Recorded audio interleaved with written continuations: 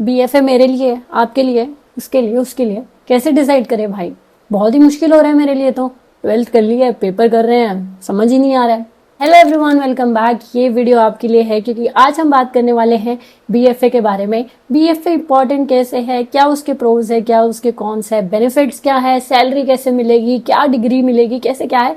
तो जो सारे क्वेश्चंस आपके दिमाग में घूम रहे हैं, तो आज उनका जवाब मैं आपको दूंगी। अगर मुझसे कुछ मिस हो जाए तो आप कमेंट करके मुझसे पूछ भी सकते हैं। बीएफए है क्या? BFA stands for professional degree. Fine arts में जो भी इंसान 12th के बाद अपनी प्रोफेशनल करियर में चूज करता है आर्ट्स करना, उसको ये डिग्री मिल जाती है। अब इस डिग्री के लिए पहली बात तो एग्जाम देना पड़ता है।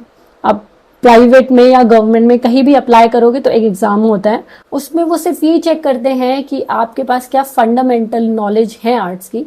तो आपको उसके ही सिलेबस के अकॉर्डिंग थोड़ा थोड़ा प्रैक्टिस पहले से ही शुरू कर देना है, ताकि आप एग्जाम के टाइम पे करके दिखा सको एंड देन वो शॉर्ट लिस्ट करके आपको सेलेक्ट कर सके।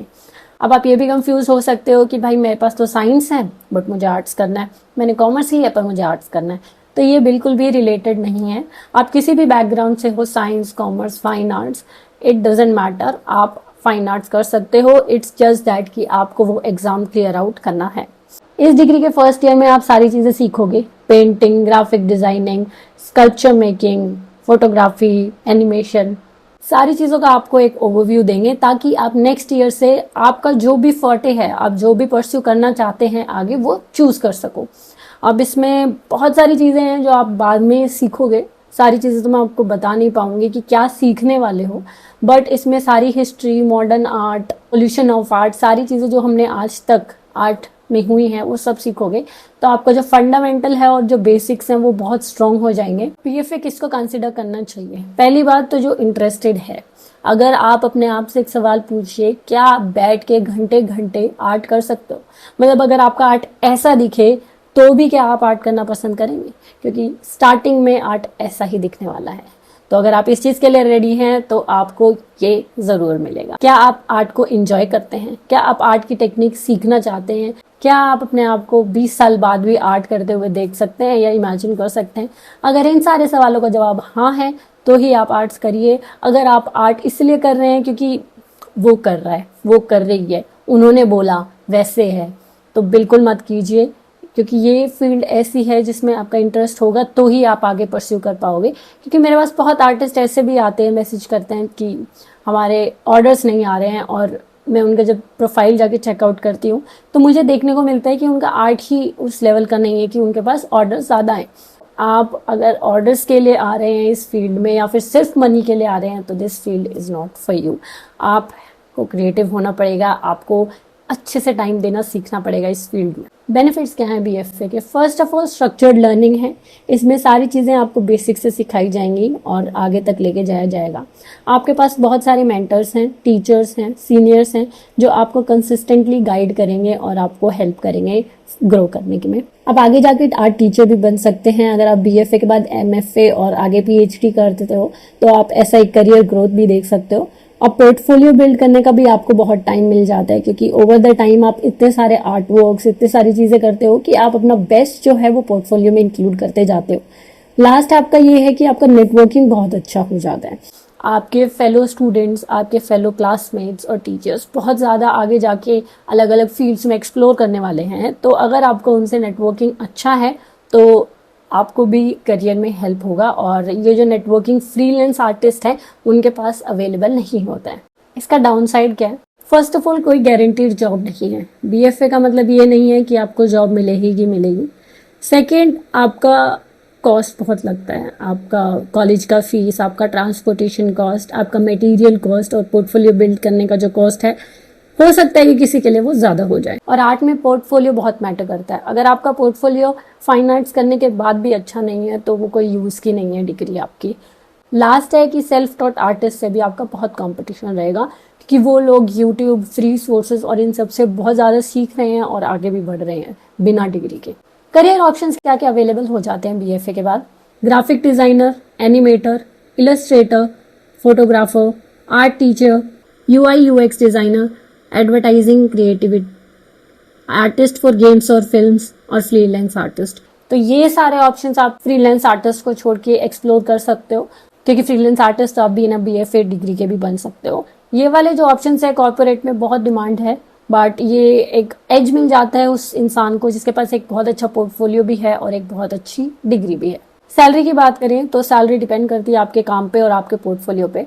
अगर आप स्टार्ट कर रहे हैं तो एक बहुत ही डिसेंट अमाउंट एक्सपेक्ट करिएगा, और अगर जैसे जैसे ग्रेजुअली ओवर द इयर्स आपका पोर्टफोलियो स्ट्रांग होता जाता है और आप भी बहुत अच्छे हो जाते हैं अपने काम में, तो आप बहुत अच्छी एक सैलरी भी एक्सपेक्ट कर सकते हैं।